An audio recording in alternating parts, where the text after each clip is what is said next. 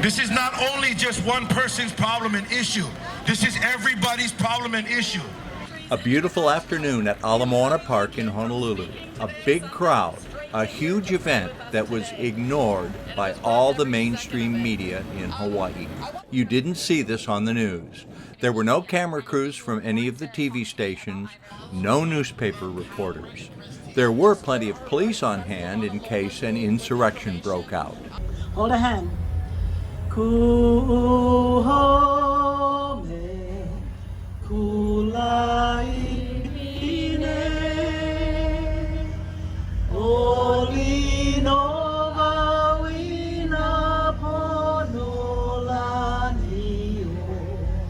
This was a peaceful event, the crowd joining hands singing a moving rendition of Hawaii Aloha, an anthem to our cherished homeland of Hawaii.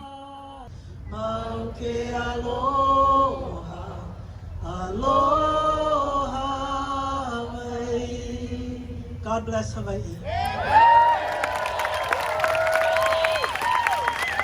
Thank you so much, Kat.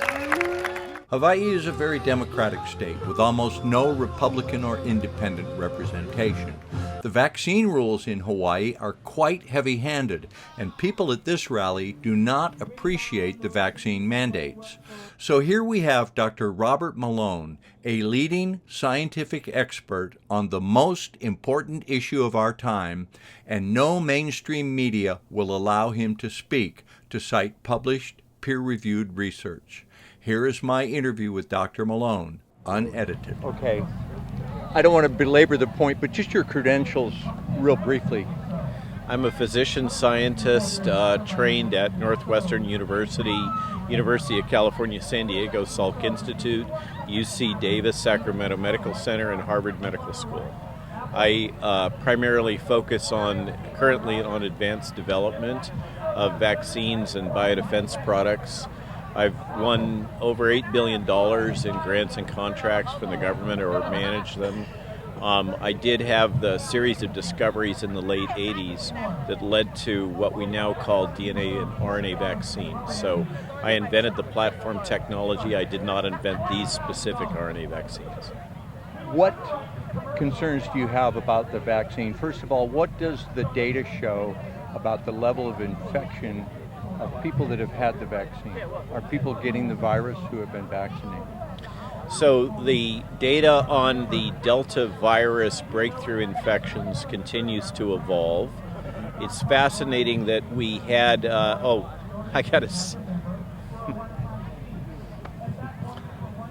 Please sit in the front. Let's go, Brandon, is my closing line. Okay. Hi, Kim. So getting back, concerns about the vaccines and the breakthrough infections. What we're seeing is as Delta virus is moving into the population, and it will move through Hawaii. There's no question that it will. The CDC slide deck that was leaked to the Washington Post over a month ago shows that the current vaccines are so leaky that there's no way they can stop the spread of Delta virus. The only way that it can even be slowed is with as much vaccination as possible and use of mask. The problem is that the breakthrough infections really don't provide protection from workplaces and other areas where there's the mandate, and so there's no security that you're not going to get infected or develop disease. What we're seeing is in many states now, and it's strange that it's moved from the south and now is infecting the heavily vaccinated northern states, is that the people that are ending up in the hospital once again are the elderly and the high-risk population. So it's partially protective against death and disease, but not that protective, and the protection against infection, replication, etc. is about between 39 and 50, maybe 60%. What about young children?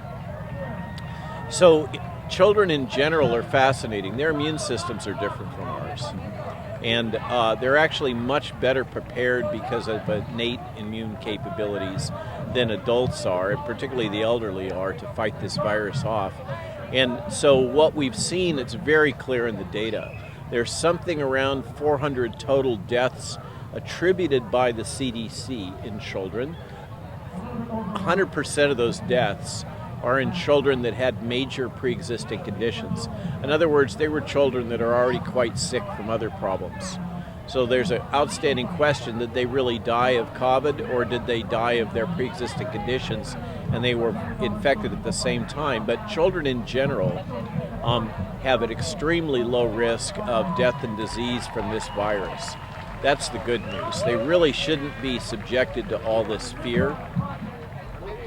In Hawaii, they're listing COVID-related deaths, and there's been speculation that that means people get in an auto accident, people have leukemia, people have advanced heart disease, but if they are test for... So I think there's a lot of merit to your point, and this is really, it's also a problem on the continent, on the mainland. There's a tendency, and part of it is driven by economics. If you're a hospital, if you can label a patient as having SARS-CoV-2, you get a lot more money.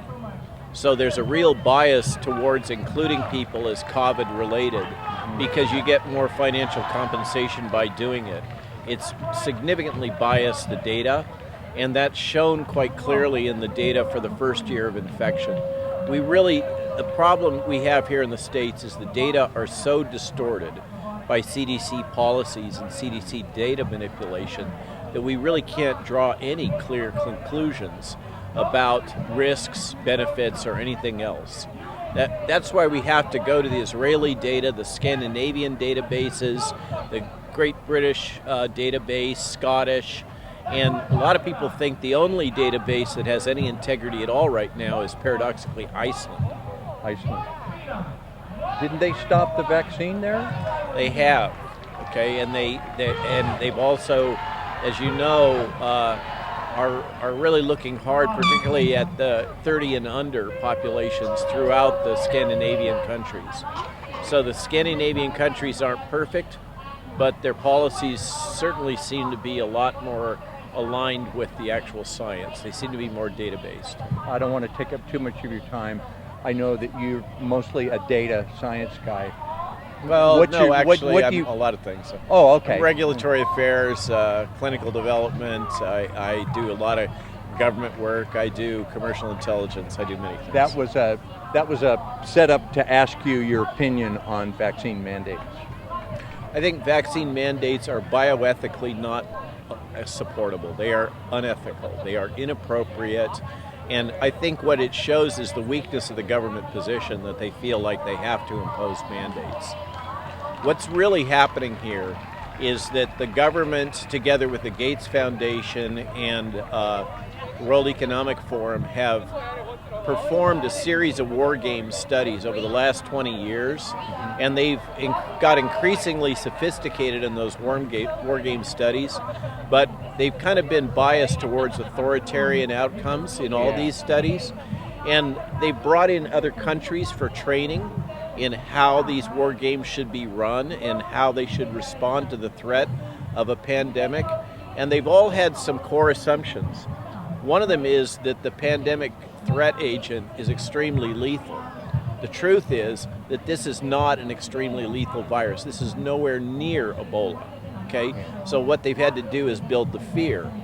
And they've also assumed in those war games that the vaccine is highly effective. It's not. This is a really poor quality vaccine, is the truth of it, irrespective of the adverse events.